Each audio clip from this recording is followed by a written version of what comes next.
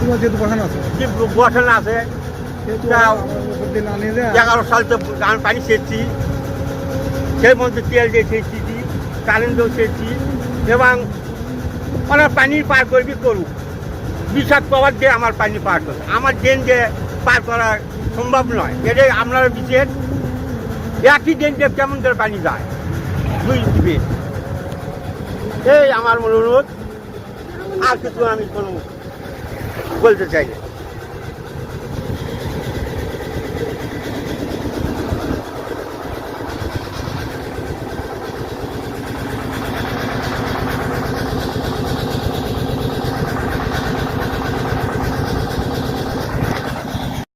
এবং আমি টিভির মালিক আর কি।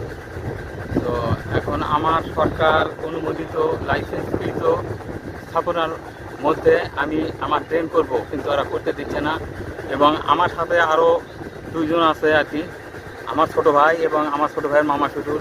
আমার ছোট ভাইয়ের নানা শ্বশুরের প্রায় 150-200 বিঘা জমি, সেই জমিতে তারা পানি নিবে, পানি তারা নিয়ে যেতে দেবে না শত্রুতামূলক, তাদের অবৈধ স্থাপনা।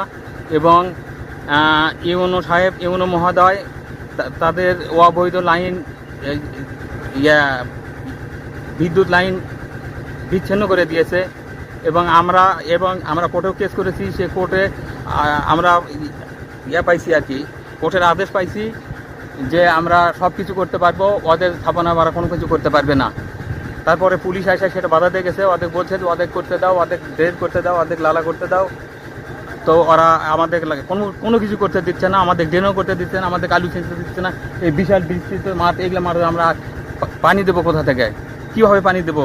কারণ এগুলো বালু মাটির মতো মাটি, এই মাটিতে যদি ড্রেন লাইন না করা যায় তাহলে জমি নষ্ট হয়ে যায়, আলু জমি নষ্ট হয়ে যায়, কিছু ক্ষতিগ্রস্ত হয়। অতএব